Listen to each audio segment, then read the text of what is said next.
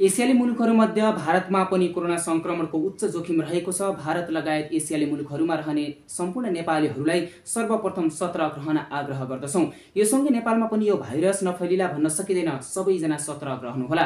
विशेष गरी तत्काल भारतमा यसको जोखिम भने बढ्दै गइरहेको छ। भारतको राजधानी दिल्लीमा भने फेरि कोरोना भाइरसका घटना तीव्र गतिमा बढिरहेका छन्। पछिल्लो एक हप्तामा दिल्लीमा 79 जना कोरोना संक्रमित भेटिएका छन्। केन्द्रीय स्वास्थ्य मन्त्रालयले जारी गरेको तथ्याङ्क अनुसार कोरोना फैलिएपछि दिल्लीमा 24 जना बिरामी निको भएका छन् भने हाल 104 जना सक्रिय बिरामी रहेका छन्। यो सँगै देशभर कोरोना संक्रमितको संख्या 1000 नाघेको स्वास्थ्य मन्त्रालयले जनाएको छ। स्वास्थ्य विभागका अनुसार केरलामा सबैभन्दा बढी 430 जनामा कोरोना संक्रमण भएको छ। त्यसपछि महाराष्ट्रमा 209 जना र दिल्लीमा 104 सक्रिय केस सहित तेस्रो स्थानमा रहेको छ।